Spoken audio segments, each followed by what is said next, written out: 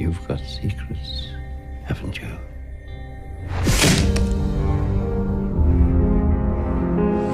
Something's wrong here. What is this, Days?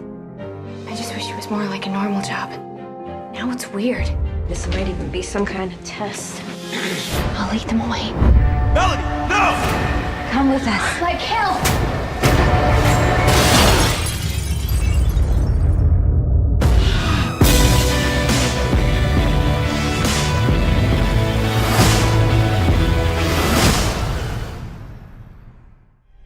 I am Eleanor Webb.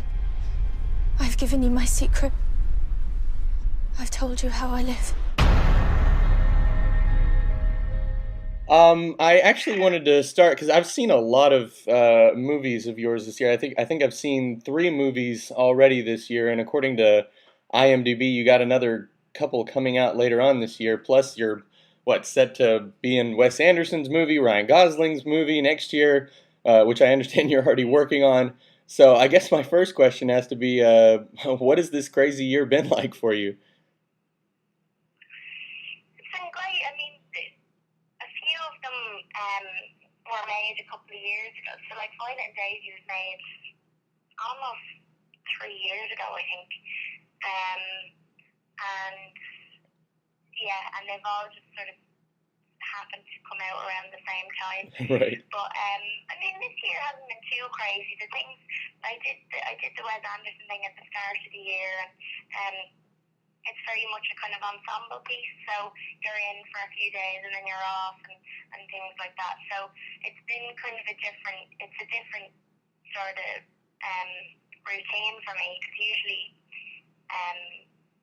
it's just different. It's quite nice being part of a large group of actors, really. And I really enjoyed that. But it's been great, yeah. Done a bit of press, done a bit of shooting. Right. It's all good. Have you started filming on How to Catch a Monster yet? Yeah. We're nearly halfway through, actually. So, yeah, it's going really well. And everyone's enjoying themselves, I think. Obviously, everybody's going to be asking you, how is Gosling as a director? Is he fun to work with? He's the best. Ryan's the best, and his dog is the best. His dog? And, the dog's name is George. Ah. And he's such a cool dog. His dog's on the set a lot? But, what? His dog is on the set a lot? Yeah, just George goes everywhere but mine. Wow. George is like a limb. He's like Ryan's limb. But it's just been great. I've loved every second of it, really. He's really cool, and it's kind of amazing because he's not precious with the script. It's a very clear idea of what he wants to do, but then at the same time, he's so incredibly open to however we feel, and it's quite amazing to, I guess as well because he's an actor and he can understand where we're coming from. He's very, very supportive and very open to anything, really, and that's really nice. But they've been getting great footage since we started, so Awesome. It's all good. Outstanding. Sounds good. I'm really excited about that one. Well, I just watched Violet and Daisy last night, and I'm still kind of processing my feelings about it because it was a very interesting film. But the first question... Yeah. It's a hard one to get over. Yeah, it's kind of like, well, how do I feel about this? I don't know. But the first question, I guess, immediately jumped out in my mind when it was over is I'm kind of interested, where did this character of Daisy really come from in this world, and how did a 17-year-old get wrapped up in a career of contract killing? We don't know. Jeff would never tell us what he had in mind for their past or where they'd come from. So I don't have a clue. I don't know how they were in the dolls hospital, and we never see the dolls hospital. We don't know what that was. Right. So that could be a bit of a metaphor for something else, which is what I reckon, because they are a bit messed up. But I don't know. There's a lot of ambiguity there, and it's really more focused on just how they are now and how they've kind of ended up and how they get out of it and everything. But yeah, it's a strange place for her to end up, especially somebody who doesn't even want to kill anyone. Right. Yeah, that's why I kept Yeah, asking the whole time, like, she doesn't really want to do this. Why is she doing this? How did she get here? yeah. Well, you find out later, don't you? Spoiler alert. Yep. Was it fun working with Alexis and James? It seemed like a good time, especially between you and James. It really was with the two of them. Alexis and I had so much to do together, and we had our rehearsals beforehand, and we didn't meet Jim until we actually started shooting. Wow. Until we started shooting the first scene that we have with him. So we were all kept apart from him, and I think it worked out well. It was probably a good idea. But yeah, she was great, and we had a real laugh.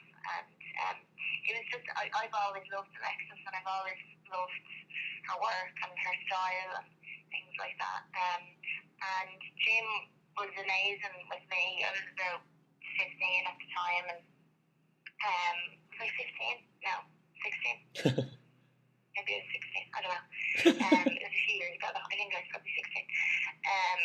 And he really kind of took care of me and was very protective over me, and so that was really nice, and it really felt like we had become a team when he came up set. It really felt like, we could, okay, the whole gang is here, we can carry on with the rest of the shoot now. He was our missing puzzle piece.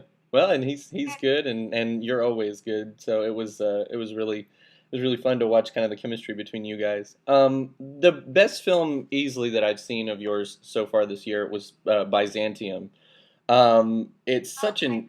yeah, I loved it. It was such an interesting vampire flick that really felt like really the most unique take I've seen on that genre since Let Me In. And I think the Let Me In and Oh, cool. I love those movies. Those are just fantastic. So what interested you in that film, and how did you go? How do you feel it turned out? Did you get to watch it yet? Yeah, I watched it, and I'm surprised actually that so many people like it. Just I think because it is a vampire film, and that was the worry I had before I read it, was that, oh, it's another vampire film Right. basically, and I didn't want to do anything that was kind of part of the trend in a way. Um, but Neil, I think there's only been a few really great ones, like Interview with the Vampire, The Lost Boys, and the original Let the Right One In. I think they're kind of the best ones that I've seen, and so Neil had a really good handle on that kind of gothic style. Right. And it was it's such a perfect film for him to do, and I think he was really at home with that kind of story.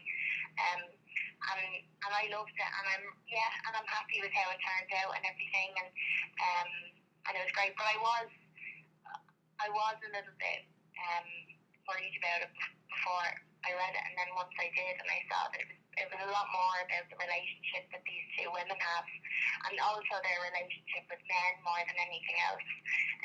So I liked that, and they don't have fangs either, which I like.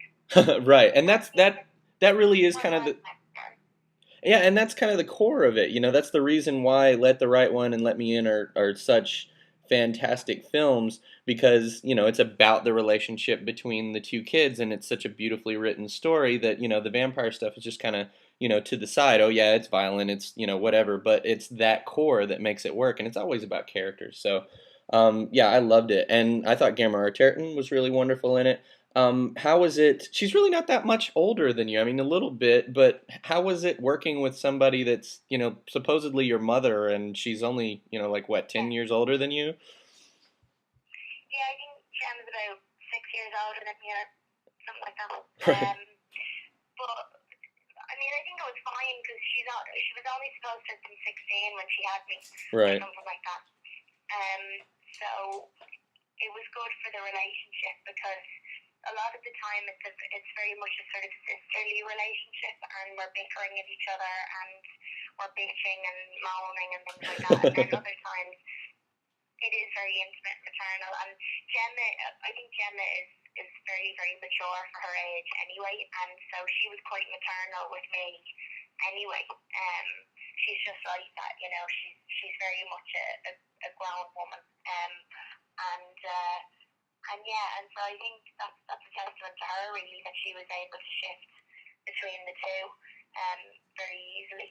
And so it was great because it meant that it kept us on ourselves as well. We weren't constantly kind of having the same dynamic all the time. It was always shifting between the two. Oh, okay. Well, that sounds good, and I love the film. I did have a question here about the host, but I don't have a lot of time.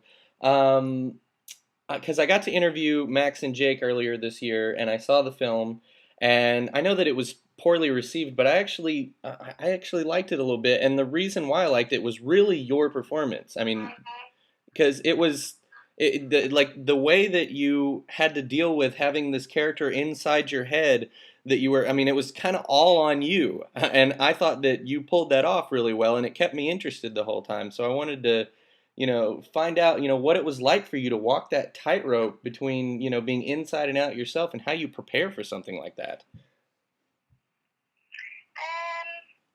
I think it was about really treating the characters as two different people and basically developing them both as two separate characters who kind of end up together, and they're constantly at war with each other, and it was just about kind of getting to grips with that and understanding that, and the fact that they've got two different accents and different voices really helps, and how they move is very different, their physicality is different, their relationship towards the world is different, so yeah, so to be able, it was great to be able to try and bring that to life if I could and if I did, and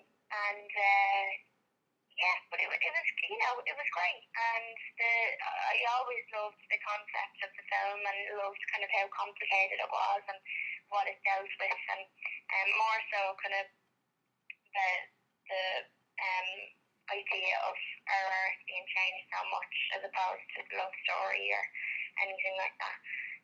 So that really interested me about that film, and just the chance to play two characters as well was great. So.